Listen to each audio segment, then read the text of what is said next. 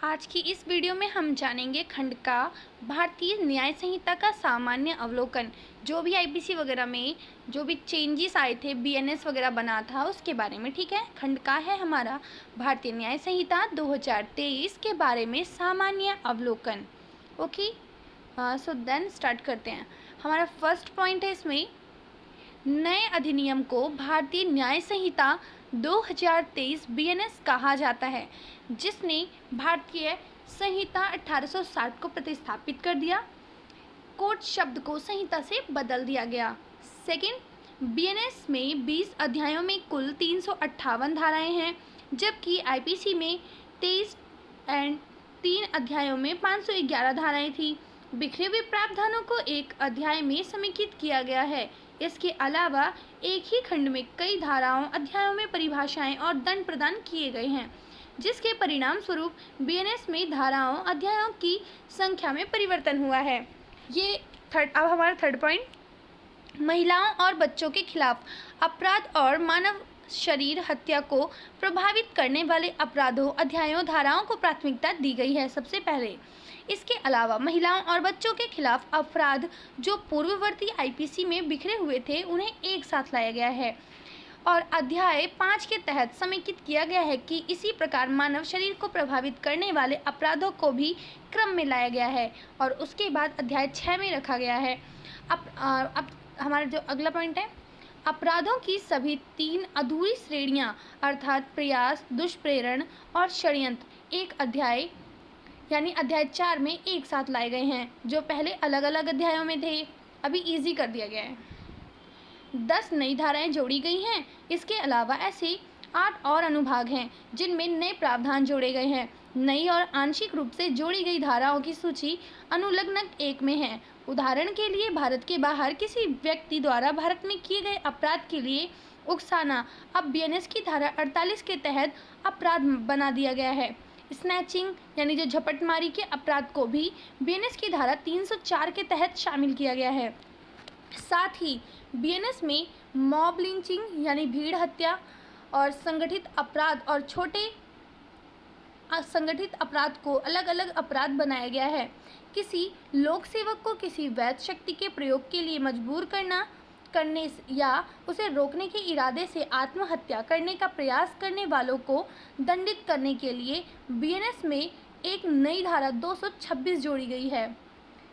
संगठित अपराध, जो अगला पॉइंट है अपना, संगठित अपराध और आतंकवादी कृत्यों से निपटने के लिए संगठित अपराध और आतंकवादी कृत्य के अपराध को निवारक दंड के साथ संहिता में जोड़ा गया है। बीएनएस 2023 की धारा 111 और 113 क्रमशः संगठित अपराधों और आतंकवादी कृत्यों के कमीशन, प्रयास, उकसावे साजिश को दंडित करती है। दोनों धाराएं किसी संगठित अपराध, सिंडिकेट या आतंकवादी संगठन का सदस्य होने या किसी संगठित अपराध या आतंकवादी कृत्य को अंजाम देने वाले किसी भी व्यक्ति को शरण देने या छुपाने के कार्य और संगठित अपराध के कमीशन से प्राप्त या प्राप्त किसी भी संपत्ति को रखने के कार्य को भी दंडित करती है। संगठित अपराध पर धारा 111 इस क्षेत्र में अधिनियमित विभिन्न राज्य कानूनों का ख्याल रखती है। आतंकवादी कृत्य पर धारा 113 को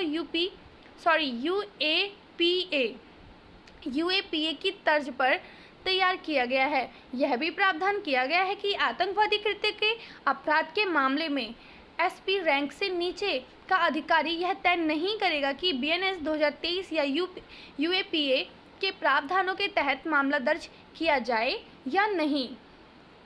नेक्स्ट पॉइंट है अपना, बीएनएस की धारा 69 में शादी, रोजगार, पदोन्नति का झूठा वादा करके या पहचान छिपाकर यौन संबंध बनाने आदि के लिए एक नया अपराध पेश किया गया है। यह प्रावधान उन लोगों के लिए एक निवारक होगा जो महिला की सहमति लेने और संभोग में शामिल होने के लिए शादी का झूठा वादा या पहचान छुपाते हैं और जैसे धोखेबाजी तरीकों का इस्तेमाल करते हैं। ऐसे इसका उद्देश्य महिलाओं के अधिकारों की रक्षा करना है। ठीक, और नेक्स्ट पॉइंट है इसमें, समझने में आसानी के लिए क्रमशः खंड बी और अनुबंध द्वितीय में सजा और अपराध की प्रकृति के साथ आईपीसी की बीएनएस और बीएनएस की आईपीसी की संबंधित धाराओं का उल्लेख किया गया है। आईपीसी के 20 प्रावधान हटा दिए गए हैं। अनुलग्नक तृतीय अपराध जैसे आईपीसी की धारा 309 के तहत आत्महत्या का प्रयास, आईपीसी की धारा 497 के तहत व्यभिचार, आईपीसी की धारा 124 का के तहत राजद्रोह आदि को बीएनएस में अपराध के रूप से हटा दिया गया है, निरस्त कर दिया गया है। ठीक है, जो ये आईपीसी में पहले ये धाराएं लगती थी वो बीएनएस में अब उसको हटा दिया गया है।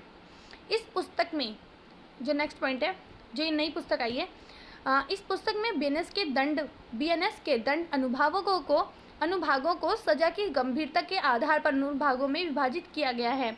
अनुलग्नक 5th और अनुलग्नक 6th में क्रमशः ये बता रहे किस किस चैप्टर में मतलब किस तरह का क्या डाला गया है। में क्रमशः 3 वर्ष या अधिक लेकिन 7 वर्ष से कम की सजा वाली धाराएं, 7 वर्ष या अधिक की सजा वाली धाराएं सूचीबद्ध हैं।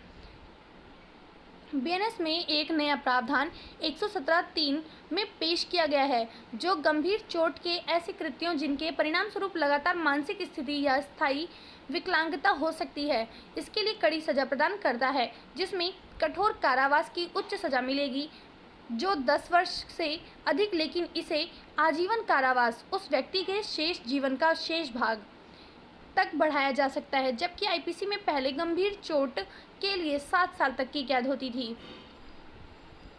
83 अपराधों में जुर्माने की सजा सार्थक बनाने के लिए बढ़ा दी गई है। रुपए 10 से स्टार्ट है, 10, 100, 200, 500 आदि का जुर्माना बढ़ा करके 10 को 1000 कर दिया गया है और जो 100 था उसको 5000 और 10,000 आदि कर दिया गया है।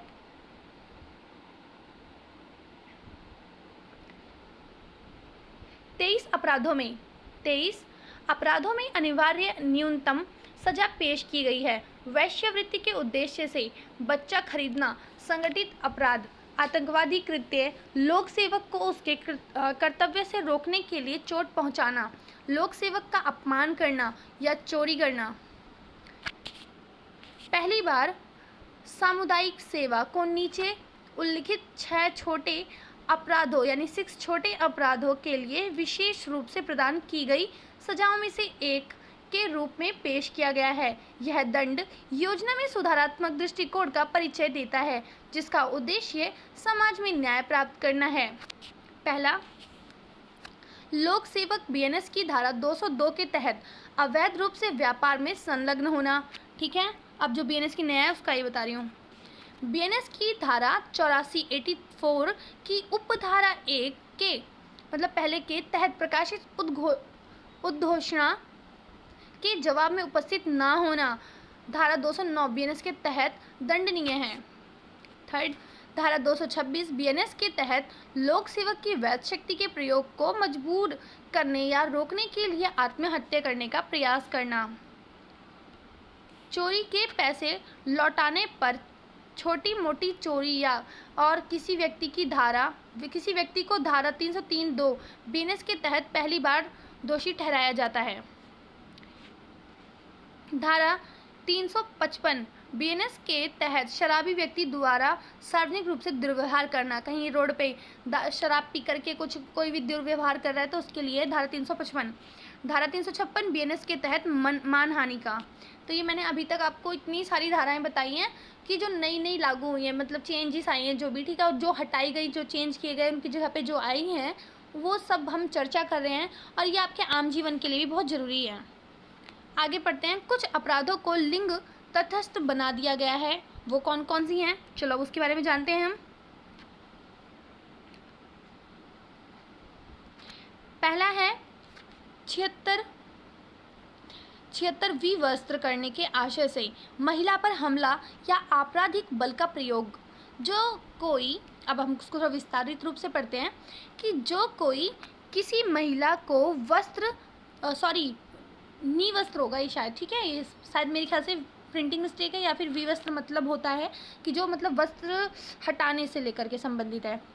किसी महिला को विवस्त्र करने या निर्वस्त्र करने निर्वस्त्र होने के लिए बाध्य करने के आशय से उस पर हमला करता है या उसके प्रति आपराधिक बल का प्रयोग करता है या ऐसे कृत्य का दुष्प्रेरण करता है, तो वह दोनों में से किसी भांति के कारावास से, जिसकी अवधि 3 वर्ष से कम की नहीं होगी किंतु जो 7 वर्ष तक की हो सकेगी, दंडित किया जाएगा या जुर्माने का भी दायी होगा। वो जुर्माना भी देना पड़ेगा उसे और सजा भी हो सकती है 3 साल से 7 साल के बीच में, अगर कोई ऐसे हमला करता है तो। 77वां क्या है, मतलब ये 76 BNS की धारा 76 में बताया गया, ये 77 में मेरे ख्याल से।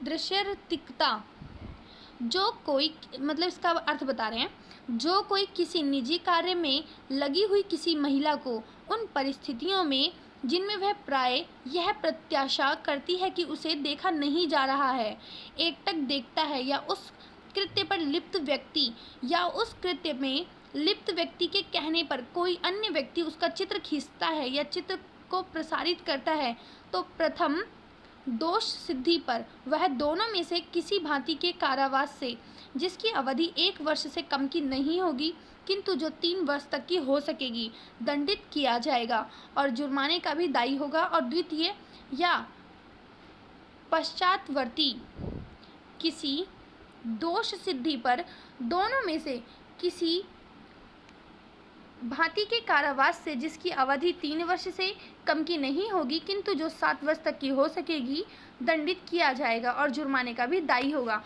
इट मीन्स कि अगर आप किसी रेस्टोरेंट वगैरह में जा रहे हैं, वहाँ पे अगर कैमरे वगैरह लगे हैं, मतलब होटल्स में रहने जा रहे हैं या कहीं भी जा रहे हैं, या आप कोई छिप के आपकी फ़ोटो वगैरह खींच रहा है, तो उसके लिए ये कि उसे इतनी सजा होगी। 141 में क्या बोला है, विदेश से बालिका या बालक का आयात करना।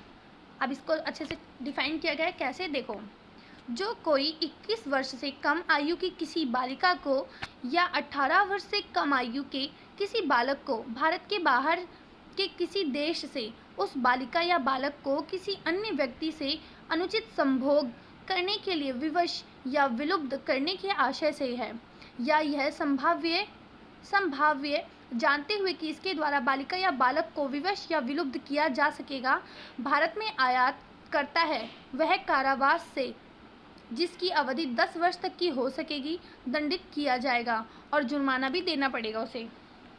नेक्स्ट है अपना, महिला से सामूहिक दुष्कर्म के मामले में धारा 70(1) के तहत सजा का प्रावधान है। ठीक है, महिला से सामूहिक दुष्कर्म के लिए 70(1) के तहत सजा का प्रावधान है। कम से कम 20 वर्ष या आजीवन कारावास अर्थात तक का प्रावधान है उस व्यक्ति को प्राकृतिक जीवन का शेष भाग। ठीक है, नेक्स्ट है आपका, एक नाबालिग लड़की के सामूहिक बलात्कार के मामले में अलग अलग सजा के लिए आयु आधारित मानदंड को हटा दिया गया है और अब धारा 70(2) में 18 वर्ष से कम उम्र की महिला के साथ सामूहिक बलात्कार के लिए आजीवन कारावास उस व्यक्ति के शेष प्राकृतिक जीवन तक का, मतलब जितना बचा है, या मौत की सजा का प्रावधान है। नेक्स्ट है आपका, बच्चे की परिभाषा धारा 2 के 3 में जोड़ी गई है और ट्रांसजेंडर पुरुष और महिला के साथ ट्रांसजेंडर सहित कोई भी व्यक्ति को लिंग की परिभाषा धारा 2 से 10, मतलब 2 के भाग 10 में शामिल किया गया है। पूरे BNS 2023 में बच्चा अभिव्यक्ति के उपयोग में एक रूपता लाई गई है, जिसे नाबालिग और 18 वर्ष से कम उम्र के बच्चे अभिव्यक्ति को बच्चा शब्द से प्रतिस्थापित करके हासिल किया गया है। नेक्स्ट है, रात को सूर्यास्त के बाद और सूर्यास्त से पहले से बदलना। रात को सूर्यास्त के बाद और सूर्योदय से पहले से बदलना। अगला है अपना टी, चल संपत्ति में मूर्त और अमूर्त संपत्ति शामिल है। ठीक है, चल संपत्ति में मूर्त और अमूर्त संपत्ति शामिल है, धारा 2 के भाग 21 में बताया गया है। BNS 2023 की धारा 302 के भाग 2 में निवारण और सजा के सुधारात्मक दृष्टिकोण का एक अच्छा उदाहरण प्रस्तुत करती है। एक और किसी भी व्यक्ति को चोरी के लिए दूसरी बार दोषी ठहराए जाने पर यह धारा 5 वर्ष तक की उच्च सजा का प्रावधान करती है, जिसमें न्यूनतम 1 वर्ष की सजा अनिवार्य है। वहीं दूसरी ओर जहां चोरी की संपत्ति का मूल्य 5,000 रुपये से कम है और पहली बार अपराधी चोरी की गई संपत्ति को बहाल करता है, तो केवल सामुदायिक सेवा की सजा निर्धारित की गई है कि वो सामुदायिक मतलब समाज में सेवा करेगा। अभी हमारा खंड का है जो अब वो ख़त्म हुआ है। आज हम खंड का तक ही पढ़ेंगे और नेक्स्ट हम कल पढ़ेंगे। तो आई होप आपको पता चल गया होगा कि कितने सारे चेंजेस आए हैं और सबको एक साथ रख दिया गया है। अब जो जैसे धाराएं जिनसे मैच करती है, जो पहले अलग अलग इधर उधर बिखरी हुई थी, अब उनको एक साथ ले आए हैं।